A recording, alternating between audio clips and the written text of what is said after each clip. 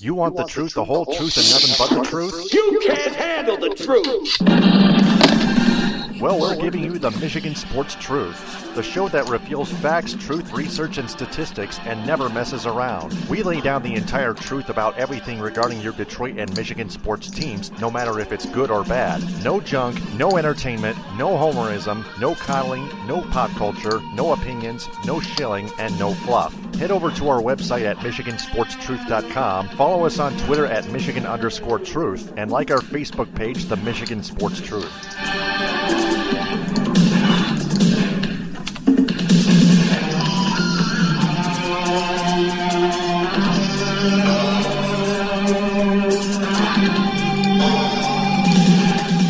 The hosts of the Michigan Sports Truth podcast do not take any suggestions or criticism from any member of its audience on how it should be run. It is up to the host to decide what they want to cover. They also do not intend to be any amount of popular in any way, shape, form, or fashion. Additionally, the views of the audience, right or wrong, do not reflect the actual truth revealed on this program.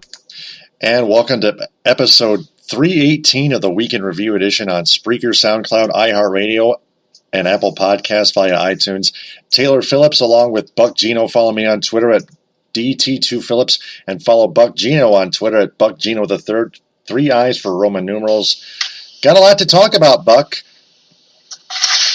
Boy, this is probably going to be one of our longest ones in quite some time. And there's no shortage. I mean, we're going to expand it all. We're going to go from college to pro. I think we're going to hit everybody today.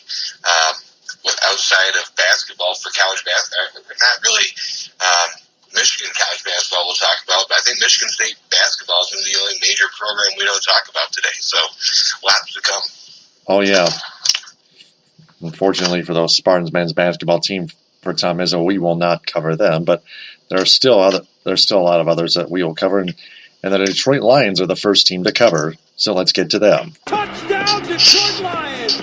According to Jeff Moss, who always comes first, of the Detroit Sports Rag, the founder and editor-in-chief thereof, the Lions have forced Bill Keenist as Senior Vice President of Communications. They've demoted him to team historian. The rumor is, on Twitter at Dead Sports Rag, the rumor is President Rod Wood, you can follow Jeff Moss on Twitter at Dead Sports Rag. You can follow Rod Wood himself officially on Twitter at RodWood_Lions. The rumor is Rod Wood asked Keenist to retire after the team completely botched the response to the Detroit News story about the Matt Patricia rape indictment. That's the whole story on the Lions demoting Bill Keenist, and we're going to get to that segment called What's Your Grade First. Let me hit the bumper here. Pencils down, everyone. It's time to find out what's your grade. So the Lions didn't actually fire him. I thought they did at first, but then they demoted. Then I realized exactly they demoted him to team historian instead of firing him. So this is going to be a tougher grade to post on that event. Yeah, I mean, when the news came across today that he had been demoted, there's a couple of things to think about. Number one, Bill Keenist has been there for a long time as the Lions Senior VP of Communications. He has been with the franchise for an extremely long time, and it's a hard job because you're talking about a team that hasn't won a playoff game now in 17 years, and they've had one playoff win in 61 years, and they're not very good. So it's real tough. They're a team that has had a winless season. They're a team that has had a lot of different things going on, and not very much of it is good. And so it's a real tough job for him. I would say that overall, they've tried to put a lot of bows on some turds. And when you have a team that is perennially in trouble with loss records, firing coaches, having bad general managers. I mean, it runs the gamut. But it really just goes without saying that Bill Keenist, for as long as he's been there, has never been critical of the Lions. Has never put out anything that has done anything but put the team in a positive light. And I would say that for that reason, especially with what's been going on the last couple of weeks, I would say that with the whole Matt Patricia thing, that was probably the final straw that broke the camel's back. They looked very, very taken by surprise. They looked deer in the headlights when it came to making public statements about that, and that falls on the shoulders of him. He's the one that's directing all that. He's the one that's telling people what to say, what not to say. He's the one that's in charge of the public image of the Detroit Lions. And when the Matt Patricia thing happened, they looked very bad. Not because of Rod Wood, not because of Bob Quinn, not because of guys that were forced to make statements about things that they really had no knowledge about, or very little knowledge about, or at least the knowledge of them having to talk about it. What wasn't really they weren't aware. But Bill Keenist ran that circus, and even though the NFL has found Matt Patricia to be not at fault, even though that whole thing right now has subsided, Bill Keenist was in charge of how the Lions looked at that through that whole entire process, and they didn't look good because there weren't a lot of answers. There was a lot of questions, and nobody could ever come up with anything definitive. And again, some of that is the nature of Bob Quinn coming from New England. You don't want to tell anybody something that they don't already know. I understand where they're coming from, but Bill Keenist, like I said, this is the straw that broke the camel's back. They looked very bad in that whole situation. They were lucky that nothing major happened, no penalties were handed down or anything else like that they would have had to talk about. So they weathered that storm as far as the disciplinary end, but their public relations image took a big hit just simply because of the way that everything unfolded. And Bill Keenist, after years of putting a smiling face on the franchise that is probably one of the worst in NFL history, at least over the last 60 years,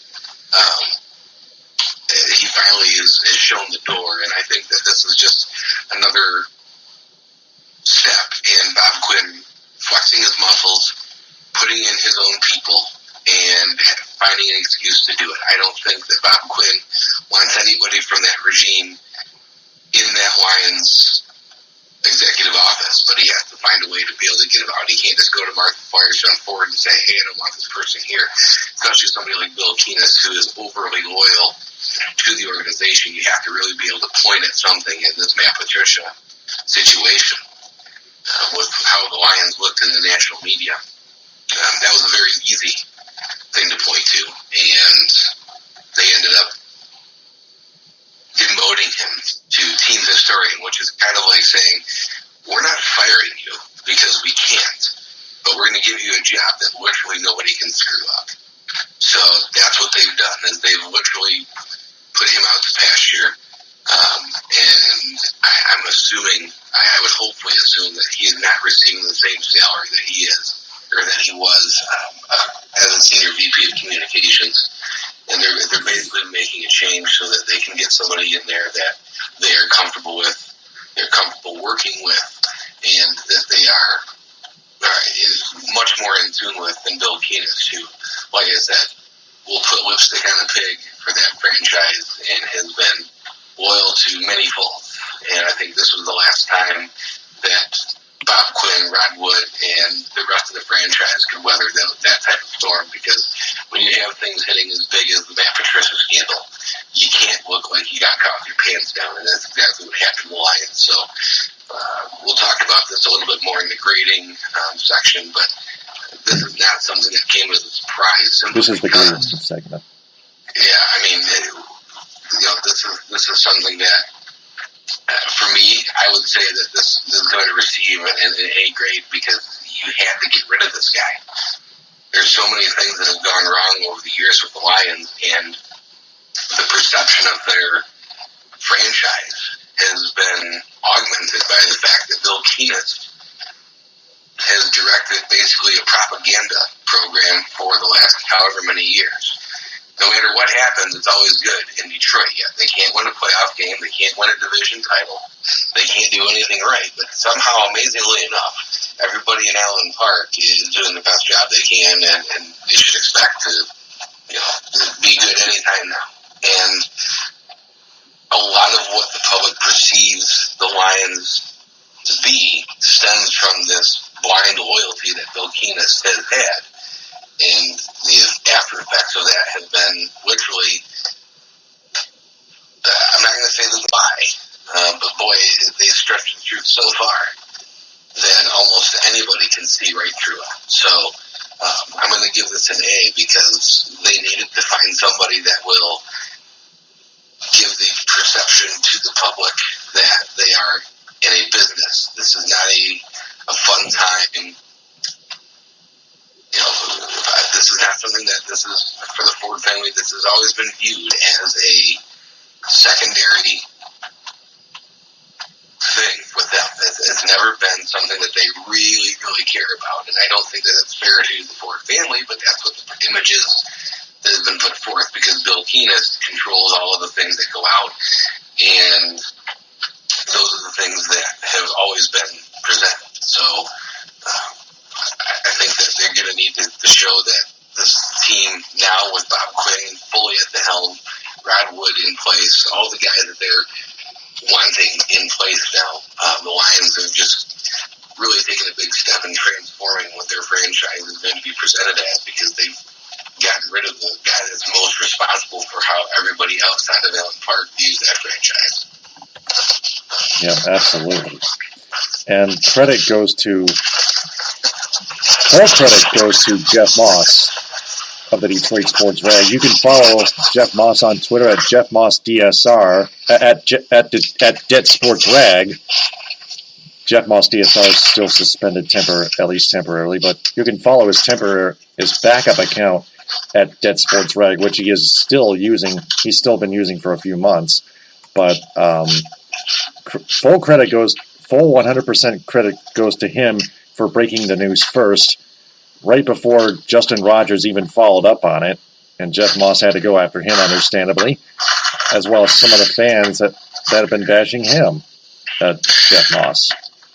Well, and the reason I think that somebody like Jeff Moss is able to break these types of stories is because the only things that come to these reporters, and I'm not going to say, I think the Lions have the best group of beat writers overall, at least in the NFC North, if not the whole NFL, because there's not a lot of guys that write like they do.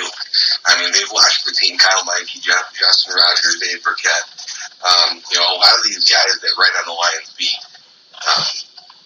they tell it like it is. They write what they see, and so that's respectable. I think when it comes to the information and the tete-a-tete with the news and the free press and everybody else, I think is because there's only so much information that's being released. And you would have to have somebody that had intricate knowledge of the inner workings of the team, and not that the beat reporters don't have that access, but somebody like Jeff Moss, who isn't in the mainstream media, is not restricted to only getting the information that the Lions care for you to have. So that's where he is able to break some stories, or at least comment on some stories without fear of repercussion, because he doesn't rely on the normal sources of access, whereas Justin Rogers, Kyle Meinke, and Dave Burkett and all the other guys that write for the news and the free press and MLive, they kind of have to stick to it because they have their necks out there a little bit more.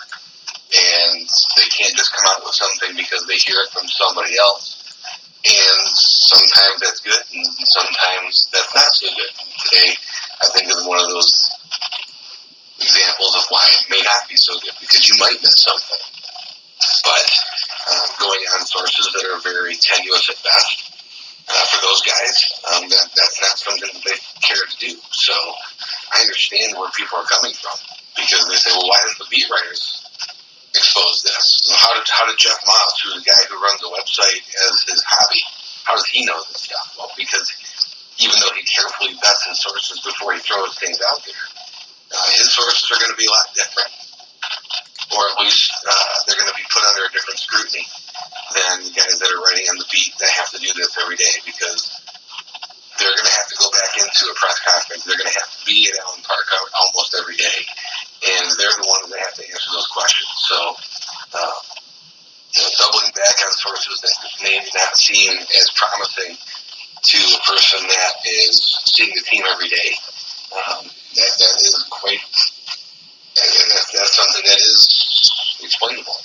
So, I think that this is something that when it broke, it was done so because Jeff had heard from people that he knew that he had trusted before that the beat writers may not be able to, because they may not be able to go on there with that source. And those are called sources, by the way. Yeah, I mean, we're entering a new age here. We have entered a new age of sports media where you have so many different avenues now. The beat writers still do have a tough yet important job. You have to get out the bulk of the information, but you have a lot of people that are just lurking. As we're seeing with the Philadelphia 76ers situation in Twitter, guys having burner accounts, guys having people that are jumping on other accounts to defend and to explain things, and it's hard to vet those type of sources without extensive research, and not everybody has that time. But the people that do have that time are able to plead their case and apply their trade, but to a significantly smaller audience. So we have to pay attention to some of those, but at the same time, like I said, the beat writers have a tough job, and I think that, like I said, the group that covers the Lions as a whole does a terrific job. It's just that on this one, they got beat, and that's sometimes going to happen. Mm-hmm. And with that said, that wraps up our What's Your Grade segment. So for our audience, if they have a grade for that event, post that in the comments thanking this episode, and please don't go out of line. And that leads us to the first of our 10 questions, which returns in about 2 years. It's time for 10 questions on the Michigan Sports Truth. And we will ask and answer each question as we go along each topic. Question number 1, will Bill Keenist still be a virus in any position in the Lions organization if he's not fired from the Lions organization completely? Well, chances are probably not. No. And the reason I'm going to say no is because he's not in a position now where he can control really any sort of communication that is going out from the team. He's the team historian, which in my mind means that if they want something, if they want a fact to put into a press release, that's his job. If somebody wants to know something about the franchise, he'll go find it. So he's kind of like a librarian, whereas if he's asked to find something, he will. And that's about the extent of his duty. He's been stripped of all the other things that he had access to as far as the senior VP of communications post. Not to say that he won't have some influence, I'm guessing at some point. Martha Firestone Ford, he's been extremely loyal to the franchise, so they'll probably be loyal to him. And he'll probably have some access that may or may not be needed. But that said, I just don't see a way for him to really manipulate anything from the position that he's in, because there's not going to be anybody asking him anything with regards to team communications anymore. Right. So that's question number 1. Now we're going to transition from pro football to college football. Touchdown, Michigan! Michigan Wolverines football head coach Jim Harbaugh, according to the Free Press, is unsure if he'll name an offensive coordinator at all this season. Now, the rumor is Jim Harbaugh is contemplating using his coaching staff to collaborate on the offense, which may be a problem. Well, since Jim Harbaugh has been at Michigan, and even before when he was at Stanford, it's always been his system as far as the offense goes. He always has somebody calling the plays or running things past him, but the buck really does stop with him on the offensive side of football because he is intensely involved in the game planning and the really just the overall product of the offense. So, with that said, he has never really had an offensive coordinator. They've had the title. Tim Drevno had the title. He's had other offensive coordinators when he was at Stanford, but those are really kind of names that are titles that you can use for really just to see what they're getting paid.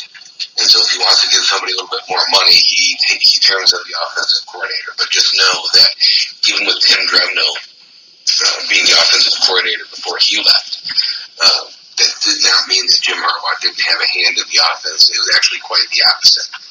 And some people think it's a good thing. Other people think it's a bad thing. Right now, I can tell you that last year wasn't a good thing. And I think that overall, it probably has been to their detriment to not have somebody that is consistently calling the plays that is removed from the game, like an offensive coordinator would be a little bit. Because when you're the head coach, you have 90,000 different things you're trying to do. And calling plays on those, on the sidelines, is a little bit down the list. So, we'll see how it goes. I think that he's got more personnel in there that he's going to be able to trust and let go a little bit. I think that with the staff they have now as the offense, especially bringing in Ed Warner for the offensive line position, coaching position, it's going to help them to have a stronger staff.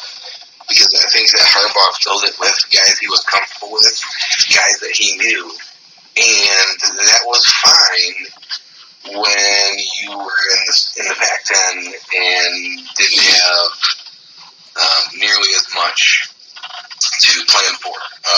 The Pac-10 at that time, or the Pac-12 as it is now, it was not nearly as competitive as the Big Ten is right now. I think that Jim Harbaugh probably underestimated how good the Big Ten actually was when he got in. He's finding out rather quickly how good it really is. And I think that he's going to have to let the reins loose a little bit on an offensive coordinator or the offensive staff to be able to really get the most out of what he's got in Ann Arbor as far as talent. Whether he's going to name an offensive coordinator or not, he has never said it's not going to happen, but he also doesn't think that he necessarily needs one.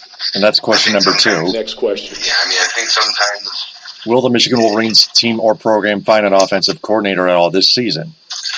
Yeah, I mean, they've already got their staff, so it's not like they're going to be hiring somebody else. It's just going to be, are they going to name somebody the offensive coordinator, which is going to give them the title, and people that are outside the program or don't know that Jim Harbaugh still is the person that all the plays go through, all the game planning goes through.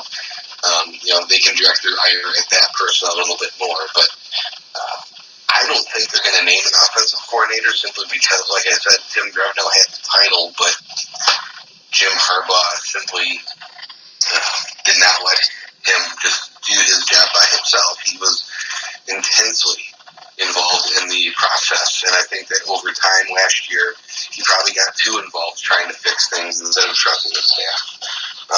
That said, I just don't think that they're going to really name an offensive coordinator because at this point, it's Jim Harbaugh that is the offensive coordinator, but he's already the head coach, so he's not going to name himself coordinator. He's already the head coach, and there's no real reason to name somebody else offensive coordinator because everybody knows that the buck stops with Jim Harbaugh as far as the offensive play calling. So the answer to that would be no, because I don't think it's really necessary. It's not going to get anybody really a pay raise. I think everybody's at where they're at, and the staff that they have, they'll probably collaborate, and maybe somebody calls the plays, and if they're hot, they'll keep letting them call plays, and if they're struggling, they'll go to somebody else. So I think it'll be kind of a rotating thing. I don't think it'll be one person specifically, but that's how Jim Harbaugh wants it, and I think that until it gets proven different or somebody convinces him otherwise, he'll stick with that plan. Mm-hmm. Exactly. So good luck to Jim Harbaugh on the 2018 football season for the Michigan Wolverines, as they are about to probably lose to Michigan State and Ohio State again this year, as we project. Harbaugh, with his cockiness and stuff like that, it's just going to go on and on and on and on and on. So, transitioning from college basketball to NBA basketball. Left sideline free, and he answers. Well, the Pistons. Their front office situation looks like this. Shane Battier has withdrawn from consideration for the front office revamp last year. Tayshaun Prince was mentioned and could be hired in the front office revamp for head coaches. Becky Hammond and then TNT analyst Kenny Smith and Juwan Howard were mentioned, along with Dwayne Casey, for the head coach position vacancy, according to USA Today. And now the Pistons have interviewed Dwayne Casey, and then recently Jason Kidd, the former Milwaukee Bucks head coach who was fired by the Bucks previously. And that's question number 3. Next question. Which would be the best person for the Pistons head coaching job? Dwayne Casey, Becky Hammond, Kenny Smith, Juwan Howard, or Jason Kidd? Yeah, well, I think that to add to that, people haven't, I think it's been well mentioned, but I think there's people that haven't given the same type of scrutiny that it probably deserves, is the fact that John Beilein has interviewed for the head coaching job. And with the way that the Pistons operate, Tom Gores, number one, they're interviewing pretty much anybody that can fog a mirror and has coached basketball before. So that's one thing to consider. But the other thing to consider is that this is the type of thing that when you talk about John Beilein getting interviewed, people thought, well, they're just kind of kicking the tires and seeing what's around, and who knows. But then it came out that they had met with him a couple of weeks back. That is an interview just to gauge his interest and really kind of test the waters a little bit, feel out what's going on. And then he was interviewed last week. So there's a lot of people, I think, that are probably overly reacting to this, and I think that there are some people that aren't giving it its due. I think it's a big deal that he interviewed with them, simply because it doesn't really match what the Pistons were probably looking for, which is a guy that has head coaching experience in the NBA and has had success, because I think that would be the next logical step from Stan Van Gundy, because he went from Stan Van Gundy, who had limited success in his previous NBA stops, and came to the Pistons and had still limited success, and actually less success than he had before. So at that point, you say, all right, that didn't work. What should we do? Should we get a coach that has never coached in the NBA before? Or B, should we go with somebody that has had more success than the guy that we just fired and has had NBA head coaching experience? So they've interviewed guys from both ends of the spectrum. Juwan Howard's been interviewed. Kenny Smith was interviewed. Then you had Jason Kidd and Dwayne Casey being interviewed. They've literally, like I said, anybody that can fog a mirror that has coached basketball before, they're probably going to interview. And knowing the Pistons, they're going to be very close to the vest, and people aren't going to really know what's happening until it actually does. So I think that the Michigan fans that are gnashing their teeth that John Beilein's going to leave, you got to remember the Pistons fan base is also made up of a lot of people that like Michigan basketball. So a guy that's going to go from Michigan, who's beloved at the university, and goes to the Pistons, a lot of those people are going to get turned off. And when you're talking about the Pistons, the main thing they need to do is they need to be able to sell that team. They need to be able to sell to the fans that this team is going to get better. And even though I think John Beilein's a great coach, I think that he would be able to hold his own in the NBA. I don't think he's the right fit for the Pistons, because he's going to be doing exactly the opposite of what the Pistons need to be doing, which is going to be bringing people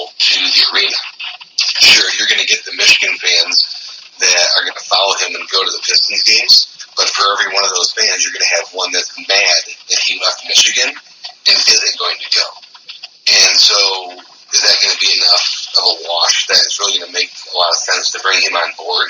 No. And not knowing if he's going to have any success? That's really kind of a tough question. So you're looking at the guy that they're interviewing. I would say no. I don't think so. I really don't, because I don't think I think it goes against what the Pistons need to do, which is get people in the seats. And the best way to get people in the seats is to win and to show that there's improvement. And if you're going to hire Jason Kidd, that's not going to happen either. No. Jason Kidd, he was fired from Milwaukee because he wasn't any good. He was a perfect example of a player that everybody thought would be a great coach because he was a point guard. He ended up turning the game to a lousy coach. So it is what it is with him. I just don't see the Pistons really being anywhere in a better place with Jason Kidd rather than Stan Van Gundy. So it falls back to Dwayne Casey. I don't think that they're going to go with an unknown person like a Juwan Howard or even a Kenny Smith, who's an analyst. Going from the booth to the head coaching position is usually proved disastrous in many sports. I don't think basketball is any exception. And Juwan Howard is probably one of those guys that's an up-and-coming assistant coach, but he's probably not ready for his own team. And so that will either back down to Casey, and it keeps coming back to Casey. And so the Pistons, all these interviews that they're doing, yes, they're vetting everybody. They're finding out where everybody stands, trying to get as many people in there as possible. And that's a good thing. You don't want them to interview two guys and basically make it a coin flip. I don't mind them interviewing pretty much anybody under the sun because it gives them a lot more perspective when they make that hire, what they're looking for.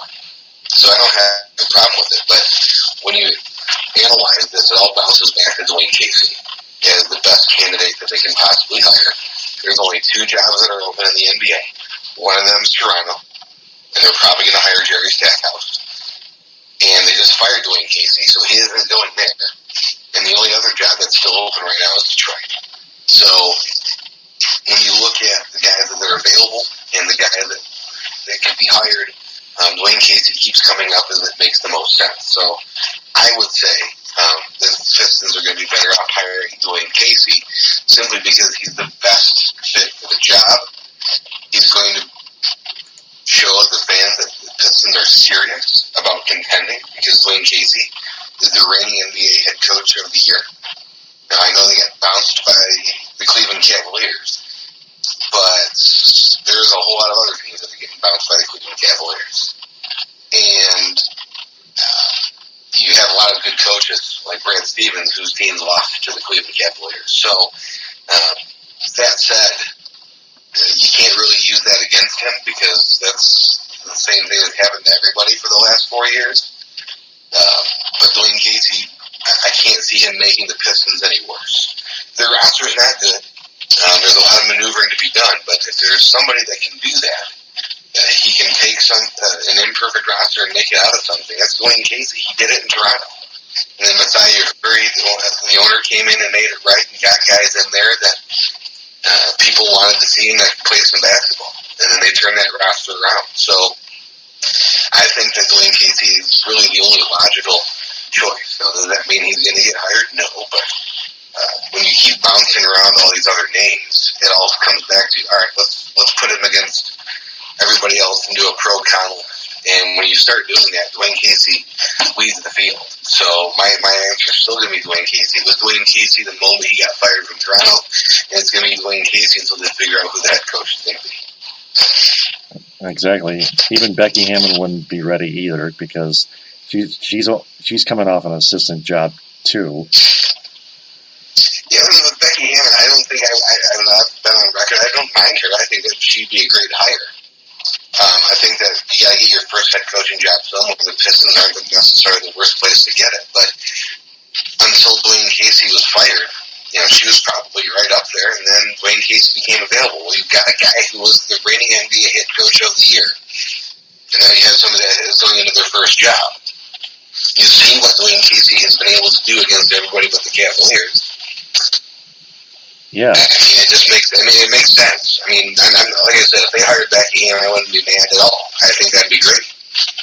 but I think that Dwayne Casey is still a better choice than she is. Mm-hmm. Yep. More experience and more wins for the Toronto Raptors in the National Basketball Association. And that leads us to the front office nominees in question number 4. Next question. If only one of the two was available to join the Pistons front office, which would be the best? Chauncey Billups or Tayshaun Prince? And which position would he take, the general manager or the president of basketball operations? Well, I think that for Chauncey Billups, I would say he'd probably be the best at the team president. I don't know if he's really a general manager type of guy. No. And he's been mentioned in other talks a while ago, back in March, about maybe coming on to the team. So I think I would be picking Chauncey Billups rather than Tayshaun Prince. I think Tayshaun's a little bit too close to the game right now. He's probably got to get some experience before he really starts to take a big role with the team. So maybe Chauncey Billups will bring him on as a lower level executive right now. Tayshaun Prince, obviously, he retired a couple years ago, and he's become one of the special assistants to the general manager on the Memphis Grizzlies. Ed Stefanski, coming from the Memphis Grizzlies, that's something to consider since Ed Stefanski brought him on to the Memphis Grizzlies. But I just don't think that that Tayshaun Prince really has any. He just started his executive career not even a year ago. And I think that Chauncey Billups, having been talked about in that vein before, obviously there are people that are interested, and they think that he's ready to take a larger step. Now, again, he's an analyst right now, and that's a dangerous thing, because that's a completely different job than analyzing your own team, because you're the one that's making decisions and not looking at them in the hindsight mirror. So, that all said, I think that's still Chauncey Billups because he's been talked about before. I feel that other teams in the NBA think he's ready to make that step, and I think I would feel more comfortable with him there. That doesn't mean that Tayshaun Prince might not be part of the package. He might come to the Pistons as a special assistant or some other title that gives him some weight there. But I think that Chauncey Billups is the answer to that question for now. So a bonus question here. Who do you think should take the general manager position itself? That's going to be tough, but I think it's also going to depend on who they bring in. There aren't a lot of GMs that are available. And again, we're talking about guys that if you're fired, there's a reason. And it's going to be kind of tough to get that started. Again, they need to get kind of moving here. They really need to be able to get a staff in place, even though the draft isn't something that's going to be a priority for them. They need to start getting things together. I don't really know who they would put at the GM spot. Maybe it would end up being Billups.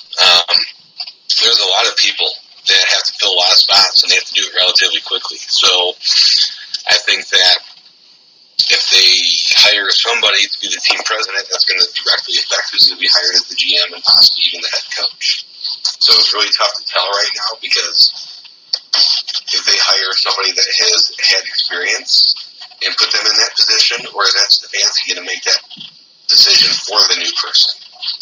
Those are questions that really we don't know the answer to, because the Pistons and Tom Gores don't do a whole lot of talking about this kind of stuff, and then things kind of happen. So it's going to be. I think it's going to depend on who they bring in for the other positions, or if they decide to fill those positions first and then stick somebody in the front office spot after everything's said and done. Yeah, exactly. Understandable, too. So that leads us to question number 5. And let's hit it on the head here. Next question. When is it projected that the Pistons owner Tom Gores and senior advisor Ed Stefanski hire the president, general manager, and head coach? Hopefully it's at least the president and GM before the NBA draft. And we get, like you pointed out, it's got to be that orderly 3-step process that I pointed out earlier on the airwaves. First, the team president. Second, the general manager. And then third and final, the head coach. Yeah, well, they got 18 days. So they're in interview interviewing all these head coaches without a GM or a team president. So does that mean that they really don't care who those two guys are going to be? Or people, I shouldn't say guys. Those people are going to be. They actually might. I mean, it sounds like it's Stefanski and some of the other people that they brought on board. I think Bernie Bickerstaff was one. Forgot who the other one is, but they brought, it was like Jim Lynam from the old 76ers guy. They're bringing in these guys to be consultants or really basically hold the interviews. But they don't have a real team president or GM that's doing it. So they're just kind of bringing these people in. And that's a tough thing for the head coach, too, because you don't know who your boss is going to be. We want you to do this job, but we haven't figured out who your boss is going to be yet. Just like, yeah. Excuse me, that's kind of a tough situation, but I think it'll all shake out. I mean, they have to in the next 18 days because they got a draft coming up, and you need somebody there to make the picks. Mm-hmm. Yeah, they're going to need somebody here. They're going to have to choose somebody pretty soon because their time's running short on them. It is. No doubt about it.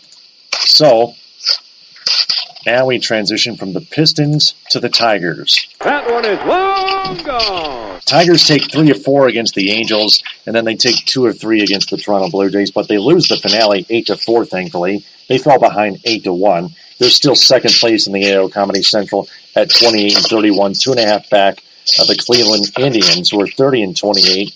Also, 8.5 games back of and 4 spots, and still 4 spots back of those wild card spots. But fans are getting really fans that may believe that the Tigers have a chance to contend for that AL Comedy Central crown, but they have to realize that the Tigers still have yet to play the harder teams like the Yankees, Red Sox, Astros, Mariners, Angels, Indians, Athletics, Cardinals, Cubs, and Brewers. They're also having to play more road games, especially at Fenway Park in Boston this week. Plus, they're not necessarily unstoppable at home. They're in double digits in both the win and loss columns. 19-13 is their exact home record thus far right now. And the American League Comedy Central division, most importantly, like I mentioned, is getting even worse. Those are all the bullet points that fans need to know. No. It's not going to get better. A lot of bad teams there. But we've talked about it before, and we're going to keep talking about it. The Tigers are not that good. They're not bad. They're trying hard. I think that Ron Gardenhire has surprised some people with what he's been able to do with his team as far as fundamentals and at least doing the little things that are needed to be done. Admittedly. On a daily basis. Now, that doesn't mean... Like he used to do with the Twins, right? Yeah, I mean, he made the Twins what they were. I mean, he did a pretty good job with them.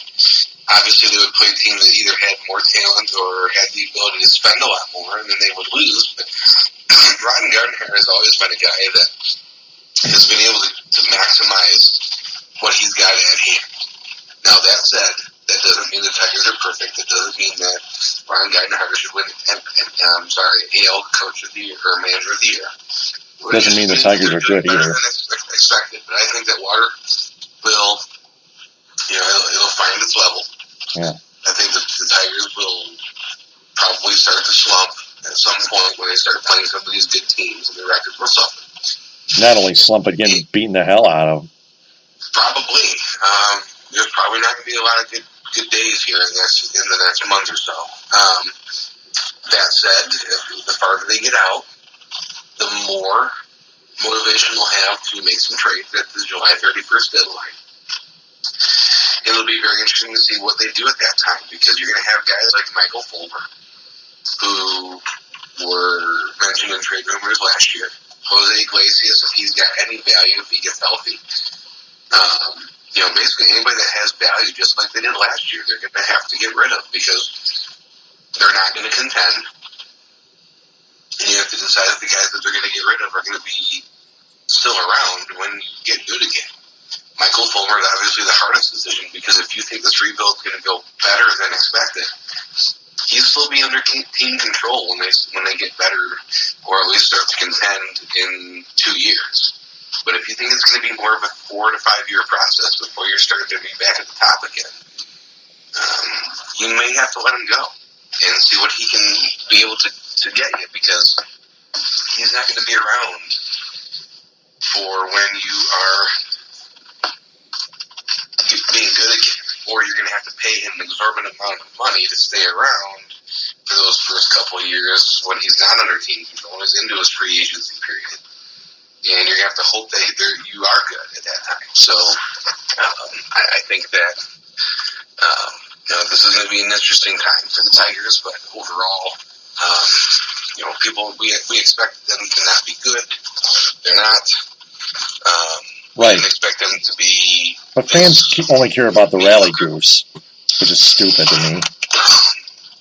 Well, I mean, it gives somebody. I mean, it's a distraction from the fact that they're not very good, and people are going to look for that, and it's something that the fans are going to grab onto, because they know they're playing some teams right now that really aren't that good, and they're beating them, so their record looks okay.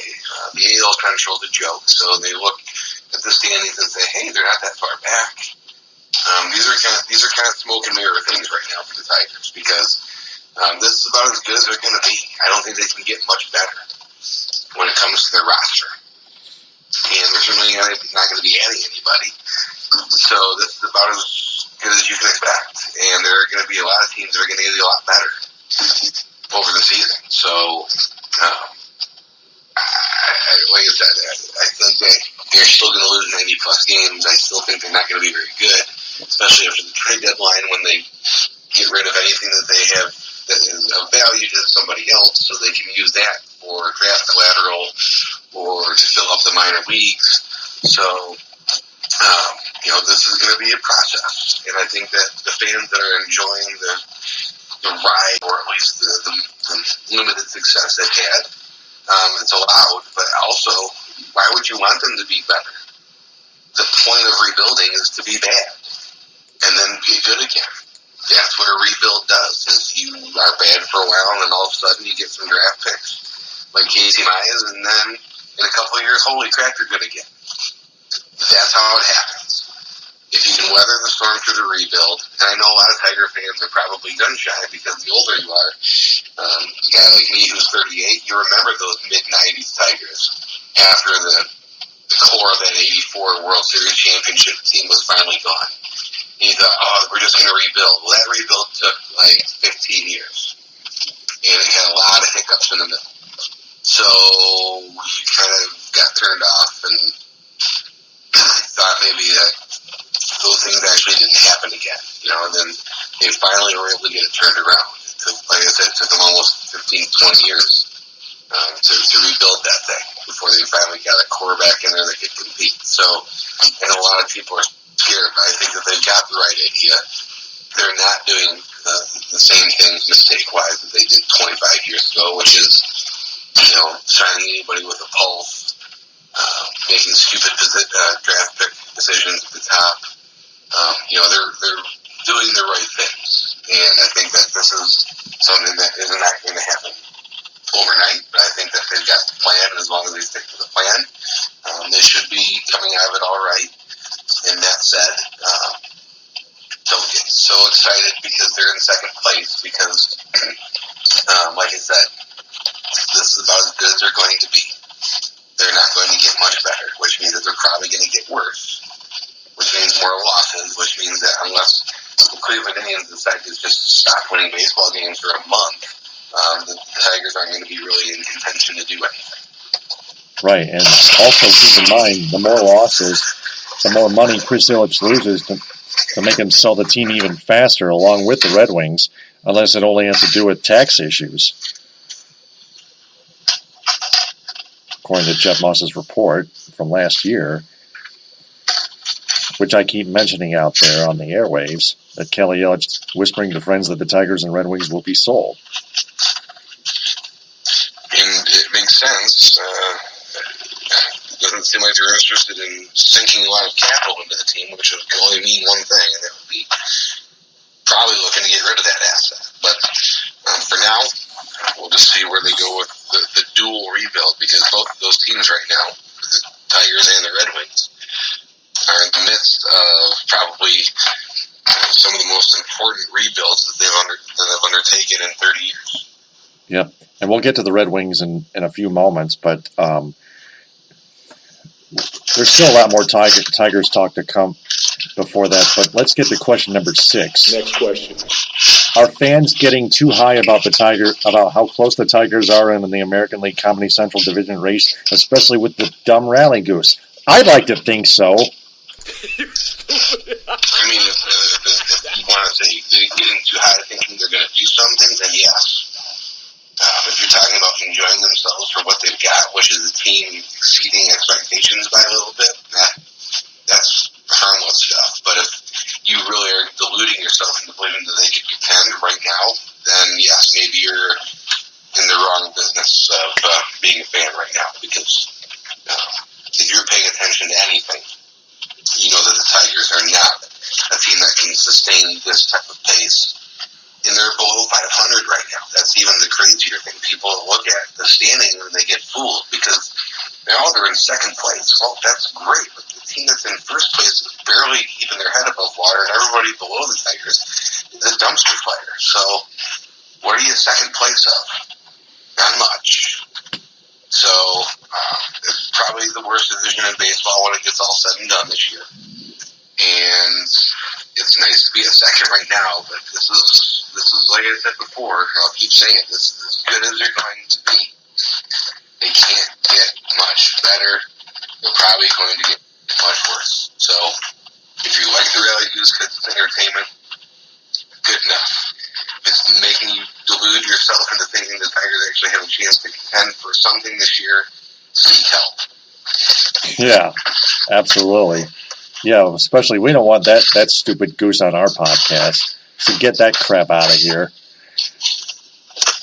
Which leads us to the MLB Draft. The Tigers have narrowed, according to Bleacher Report, their number 1 overall MLB Draft pick down to 3 men, which includes Jeff Moss's pick, Auburn right-handed pitcher Casey Mize from the Auburn Tigers, Florida Gators right-handed pitcher Brady Singer, and Georgia Tech Yellow Jackets catcher Joey Bart. So that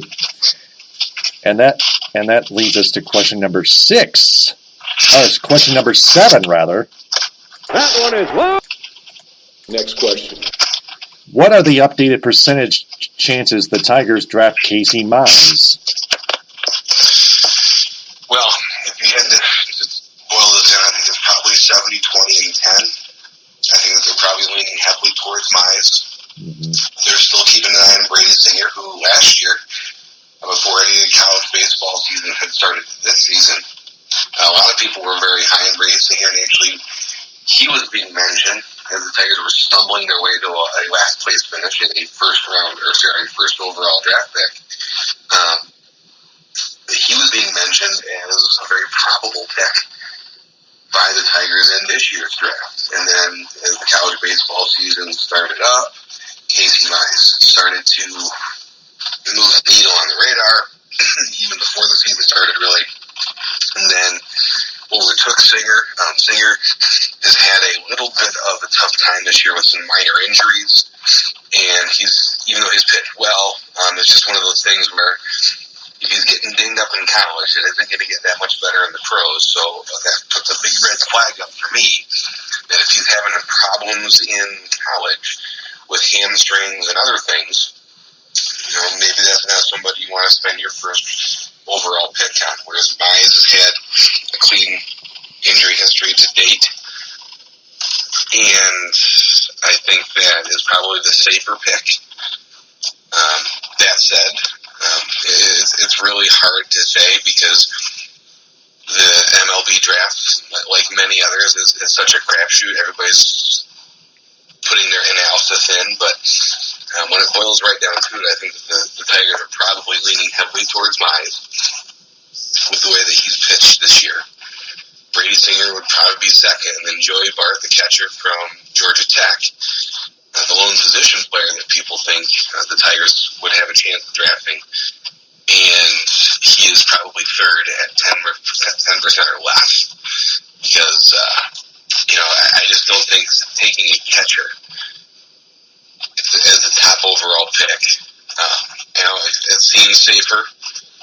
But a catcher, there can just be so much wear and tear on them that, by the time they're major league ready, maybe they're not a catcher anymore. And then what did you draft? I mean, he's a guy that you can pick up as a free agent later for much cheaper. So, in other words, not much. Yeah, I think that Joey Bart's probably going to go real high, but I just don't see the Tigers taking him. I think right now it's going to be Mize unless something happens in the next day or so that they find out something that's earth-shattering and they decide to change their mind, or somebody in that room gets everybody's ear and turns them the way of Brady Singer. But I think it's going to be Mize. Yeah. Mm-hmm. Yeah, and Casey Mize is all but a lock. And we narrowed it down to a maximum of 2, but a minimum, especially, of 1. And then we got two articles from the Score. First off, on Miguel Cabrera, who wants to finish in Detroit despite his rebuild. Ed Smith and I talked about it last week, Wednesday night at midnight, and Miggy's stuck, and he's too expensive, he's injury prone, and he's already at the tail end of his career. And that leads us to question number 8. Next question. Is finishing a career with the Tigers a good idea for Miguel Cabrera? It might as well be a yes, because all those things I just pointed out that Ed Smith and I talked about, it's good for Miguel Cabrera to mentor the younger players like Nico Goodrum, Leonis Martin, Heimer Candelario, who's hit 3 home runs in his last few games of all people. He's not a home run hitter, by the way, but man, that's impressive. Etc. All those young guys. Yeah, I think that Miguel Cabrera, who's never really embraced that leadership position for the Tigers, even though everybody else wants him to, he's just not that guy. He's not a guy that's going to stand up and rally the troops. He's not a guy that is going to be able to sit down with somebody and motivate them, to get better or to work harder or whatever it might be.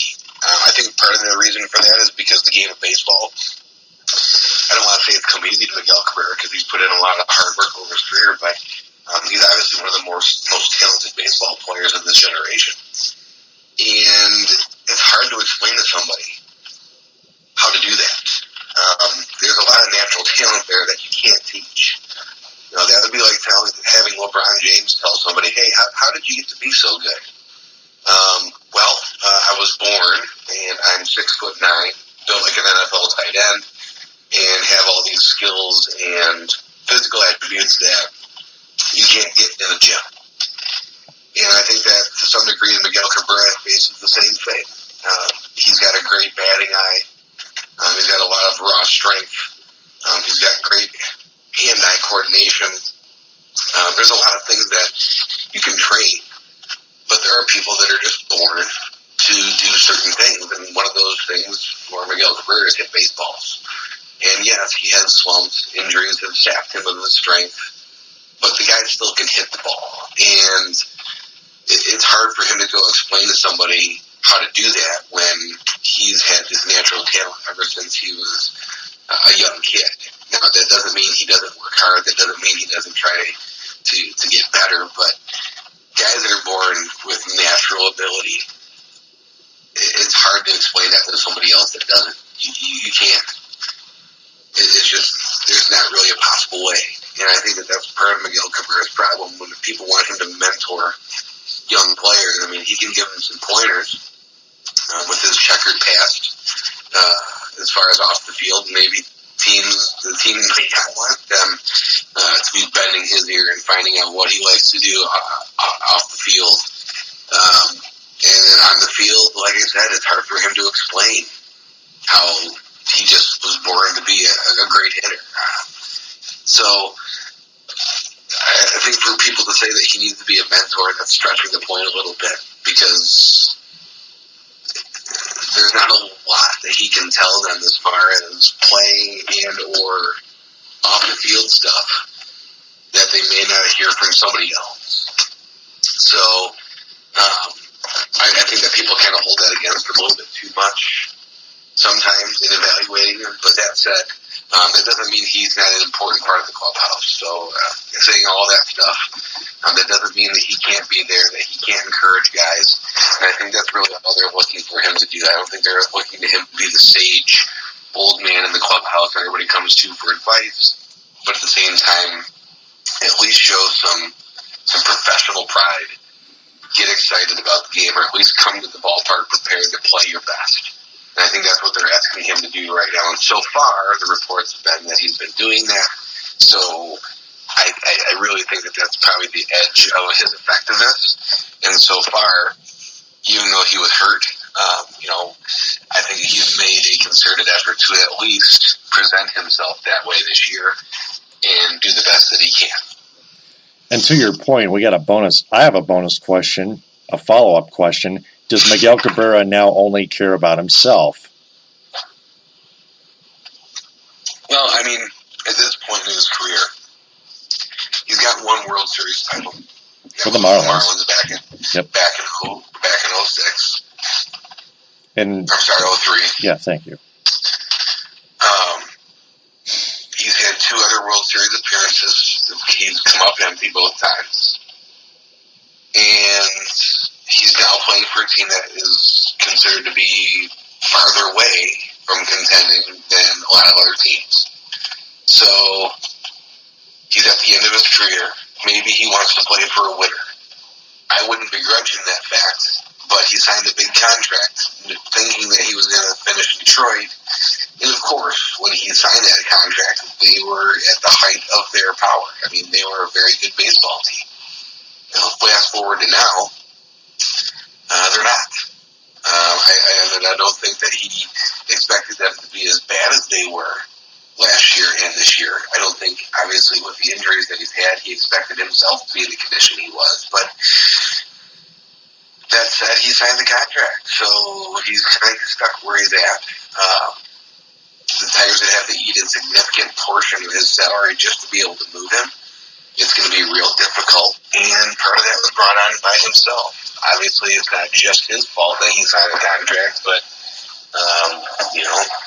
he was the guy that signed it just like the Tigers did. So, in for a penny, in for a pound. I mean, you got to fulfill that contract, and the Tigers are just going to be real hard-pressed to make him happy. And maybe, like I said, maybe the rebuild goes a little bit better than they thought, and they contend by the time he's still playing, but he won't be at his prime at that point. And I think for somebody who's a competitor like he is, it's probably just coming to grips with the fact that he's on the back end of his career. So I don't know if he cares only about himself, but he's probably having some introspective moments right now where he's realizing that we're at the end rather than the beginning, and it's tough for a professional athlete to come to grips with sometimes. And so I think a lot of times, people kind of misconstrue what he's saying. So kind of like the hullabaloo about him, not finishing his career in Detroit and all those other things when he made those comments to the media a couple weeks earlier, and he's gone back and clarified them. I don't think he's unhappy, but I'm sure that he would rather be somewhere else if they afforded the opportunity. But the Tigers just don't have that type of that capital to be able to do that. They can't give him away for nothing.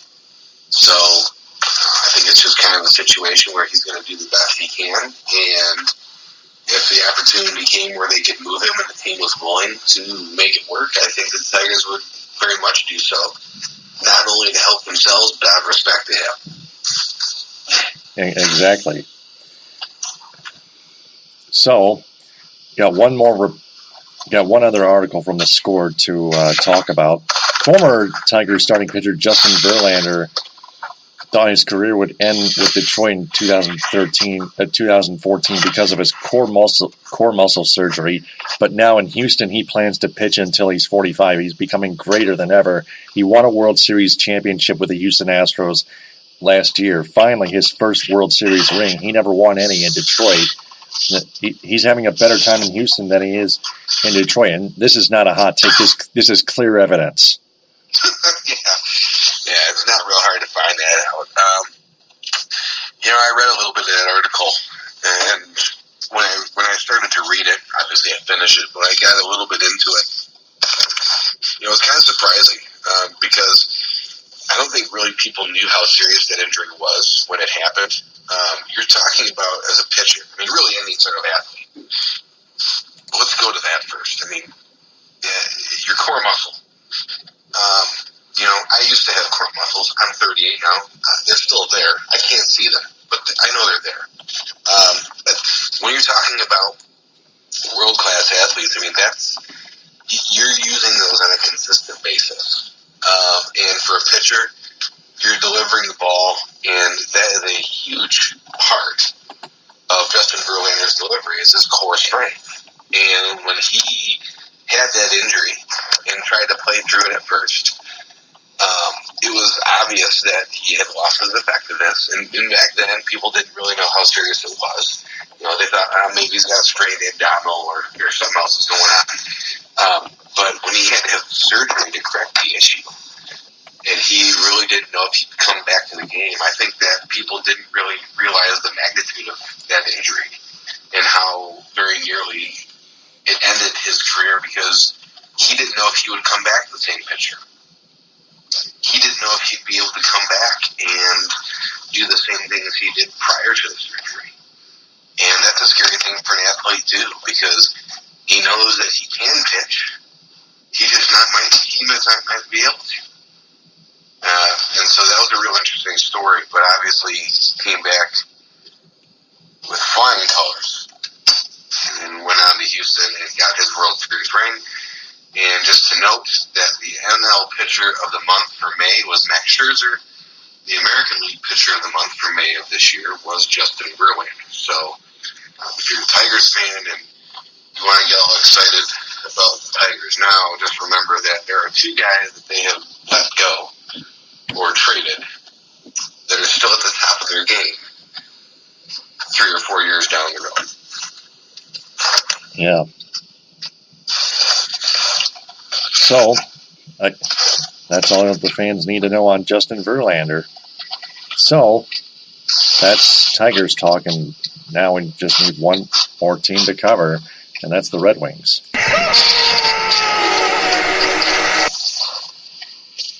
Former Grand Rapids Griffins head coach Todd Nelson, a part of the AHL affiliate of the Red Wings, by the way, is going to join the Dallas Stars coaching staff, and it's a reminder of former Red Wings assistant general manager Jim Nell becoming the Stars GM. And this is an important question, number 9 here. Next question.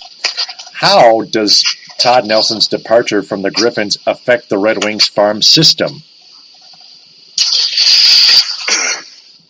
Well, excuse me, as far as the actual farm system, the guys aren't going to leave that were there before because Todd Nelson's not going to be the coach. That's not how that goes.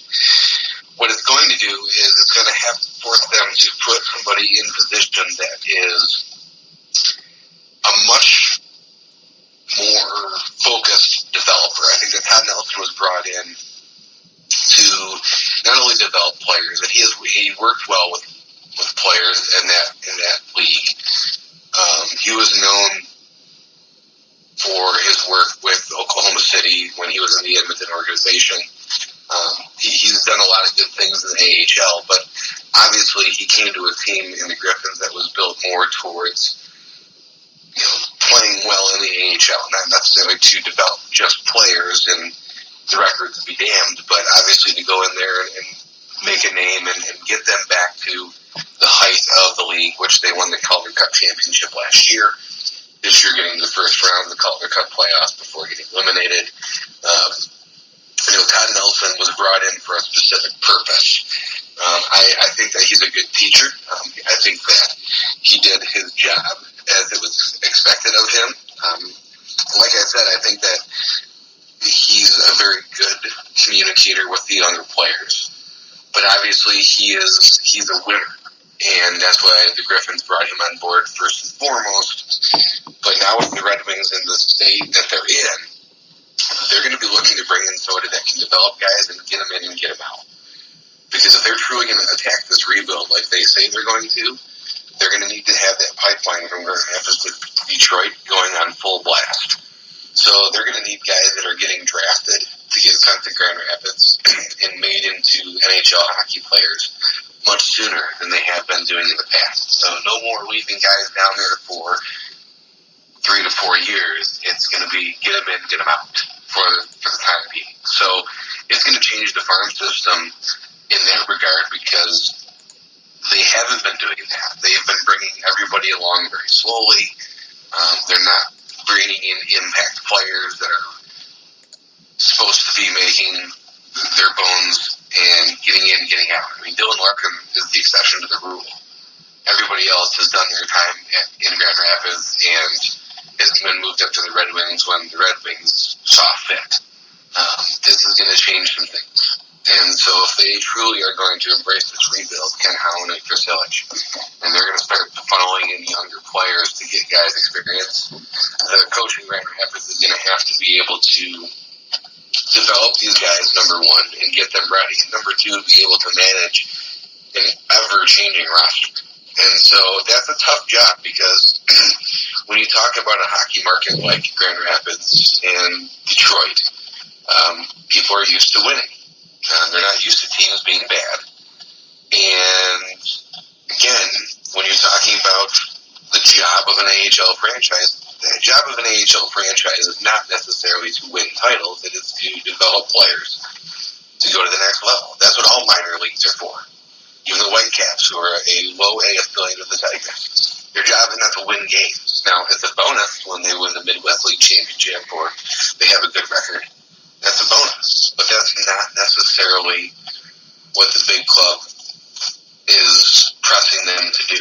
They're not stacking a team with the intention of, hey, we're going to win the Midwest League Championship this year. I mean, teams could do that, but it doesn't make any sense. So the Griffins are into the same boat. Now, it's a little bit different because of the level that they're at, but still, their job is to serve the Red Wings, the parent club. And if they need players, then that's what they got to do. So it'll be an interesting time of transition, not only for the Red Wings, but for the Griffins as well.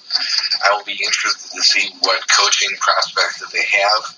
Obviously, there'll be internal candidates that they're going to interview, but I'd also be interested to see if they have any external candidates that they're going to interview and see who they bring in, because they're going to need a person that can get a raw rookie from wherever they get him from and turn him into a professional hockey player much faster than they have been in the past. And that's going to be a tough job.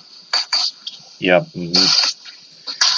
So, speaking of younger players, the Red Wings are looking to trade this year's 6th overall pick in the NHL draft, which is normally to us baffling, but very much something we should be aware of, and that's just typical Ken Holland.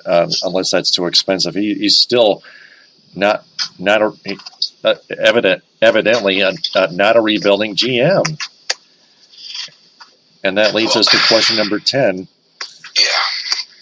Next question. What could the Red Wings possibly trade their 6th overall pick this year for? I don't know. It would depend on who they're asking. It would depend on who wants that spot to pick a particular player. Mm-hmm. Now, normally I would say that in a rebuild, it makes 0 sense to trade your high draft pick, which, yeah, it doesn't make a lot of sense. If you have a team that's willing to part with high-quality prospects that are probably, if not NHL ready, are going to be real shortly, well, then you have to at least listen to them because, yes, I would love for them to pick somebody at 6 that's going to be an impact player. There's a reason that they're that far down. There's a reason that you're picking there. And that's what you're looking for. At the same time, there might be a player that a franchise who has a prospect or two that you are interested in that can make you an offer that makes a lot of sense for you as a club. So while I think that Ken Howland would be foolish to actively seek those offers, I'm not going to say that he shouldn't listen to them if they come to him first. He shouldn't be soliciting them because he shouldn't be looking to trade that pick. But if a team comes to him and says, hey, what do you think about this? Well, he has a duty to listen, and he should be listening. Because if you're thinking about trading for a first-round pick that high, you probably know you got to come with a lot stronger offer than normal, and you're going to have to give up some players. Now, if you're going to be giving away veterans that you're not going to be able to re-sign, I wouldn't go for that. But if you're willing to give away guys or trade away guys that are 23, 24, that have played in your minor league system and have played some NHL games and are ready to go, well then it might make sense. But again, don't go looking for it. Let those come to you because the best offers, especially around for draft picks, those are the ones that people are making bad decisions on typically because they're coming to you to get it, which means that they're loading up. They should be if they want to pick that high. And maybe they're making a bad decision based on something they think they know. So Definitely. I would say that Howland should not be at all actively shopping it. But He should not. I would Definitely not. I wouldn't be surprised at all to hear teams making offers for it. Because if you're not trying, then what are you doing? You should be trying to get that pick if you're a GM. It's just depending on what you're willing to give up. Good point. Absolutely. Spot on. And speaking of which, and that wraps up our 10 questions segment throughout the entire show. So to our entire audience, if they want to answer those 10 questions, just replay that segment portion of this episode and answer them the best you can without going out of line. And speaking of which, the Red Wings are planning to re-sign defenseman Mike Green, which blocks even more prospects, especially the prospect defensemen, from getting their shot in the NHL and perhaps cutting off another portion of the rebuild.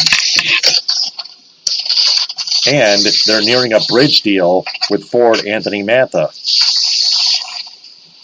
Those are two other reports from the score.com.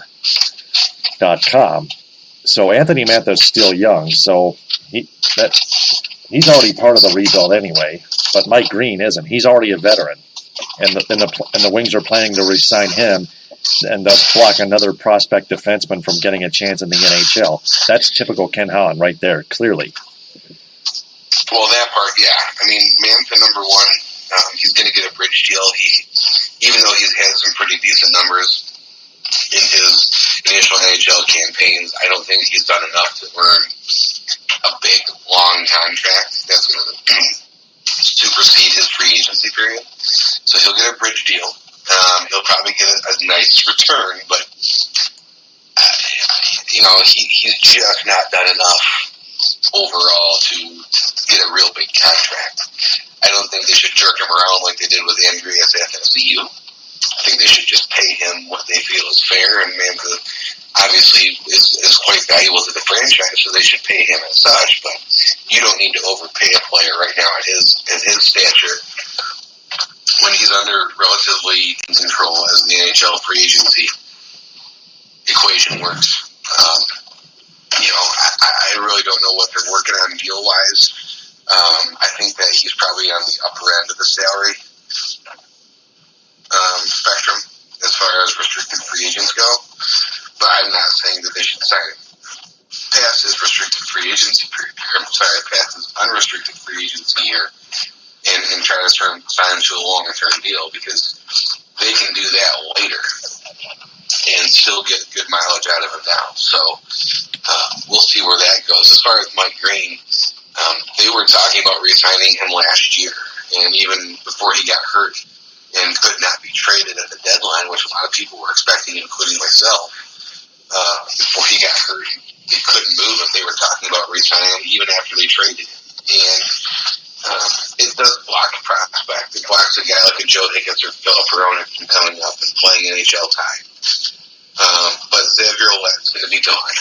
They're not going to reach out to him and bring him back. So that opens up one spot. You have to imagine that, for as long as Nick Cronwall defied the odds last year and managed to make it through the year relatively injury-free, I don't know if that can continue. So you're going to want somebody there that you can count on.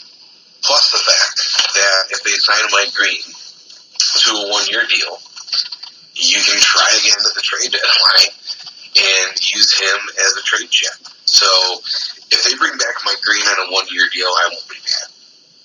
Anything that's multi-year won't make sense to me. But if it's a one-year deal, and you have to remember that they have other guys there, those deals are going to be coming up. The trade deadline that they can move. I think there'll be spots that are open, and it may not get a guy in the lineup for the first 50 games, and that's kind of a shame. But it also would give them a relatively inexpensive trade chip for teams that are going to be in need at the trade deadline. So, one-year deal, I say yes. Multi-year deal, I say no. Yeah, a one-year deal is probably fair enough. So, that's all the